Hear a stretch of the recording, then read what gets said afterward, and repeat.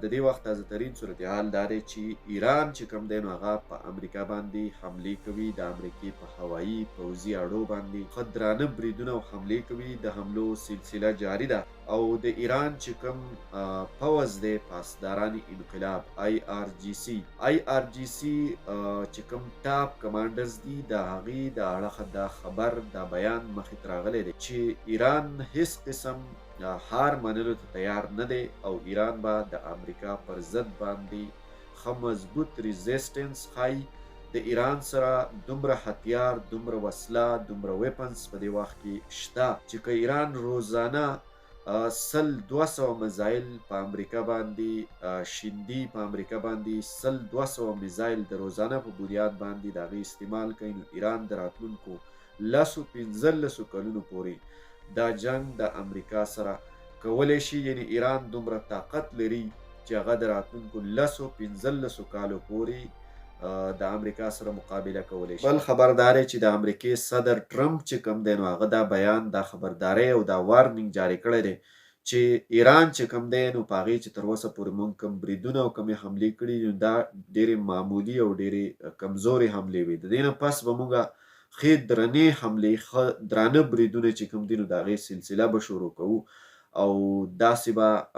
دغه اپریشن زموږ د ایران پر ضد باندې، د ایران د حکومت پر ضد باندې، د مولیانو د حکومت پر ضد روان وي. بل طرف ته اسرائیل چې کوم دی نو هغه هم په ایران باندې لګاتار اټیکس حملې کوي. د تهران په ښار کې مختلف ځایونه ولي تر دې دمه پورې چې کومه مغربي میډیا ده د هغې چې کوم ریپورټس دي ورسره د الجزیره د ریپورټس تر مخې د ایران دا وخت کې تقریبا د 500 نه زیات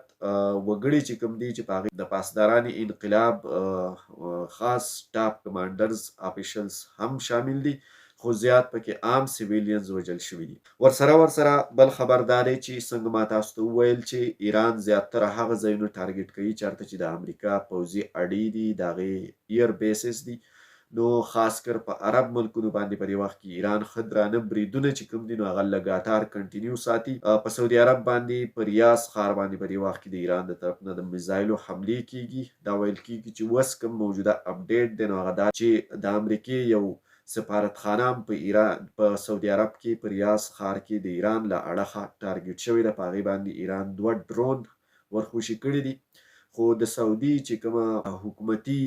سرکاري میډیا ده نو هغه دا وایي چې دغه ډرون چې کوم دي نو هغې خو سفارتخانې ته نقصان ورکړی دی، زیان یې ورته رسولی دی، خو څه جاني نقصان پکې نه دی شوی. البته چې سفارتخانې ته نقصان ورکړی دی نو خامخا په دې کې نقصان او زیان شوی او جاني نقصان به پکې هم ښه پوره شوی. خو تاسو ته پته ده چې د سعودي عرب حکومت، د سعودي عرب میډیا چې ده نو هغه د امریکې په ملاتړ کې، په سپورټ کې دغه ټول خلک ولاړ دي او هغې حقیقت نه وایي. بهرحال بل طرف ته خبر دا دی چې ایران سټریټ اپ هرموز چې کوم دی نو دا یې هم بند کړی دی. سټریټ اپ هرموز هغه سمندري تنګه لاره ده کومه چې د ایران او نورو خلیج ملکونو په خوا کې موجود ده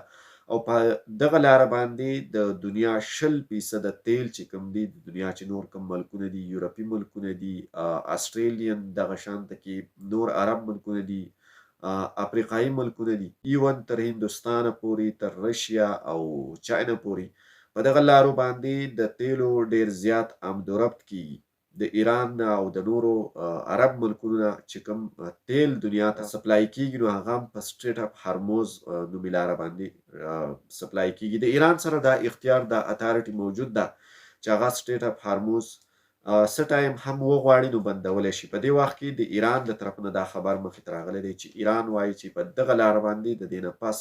د دنیا کم آیل ټینکر، د کم ملک آیل ټینکر، د تیلو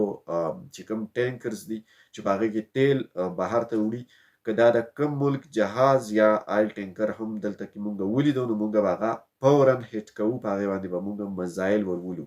لہذا سټریټ اپ هرموز چې کوم دی نو دا هم ایران بند کړو. دې اپډیټس او خبرونو په رڼا کې مونږ دا ویلی شو چې په دې وخت کې ایران چې کوم دی هغه کافي غوسه دی او هیڅ قسم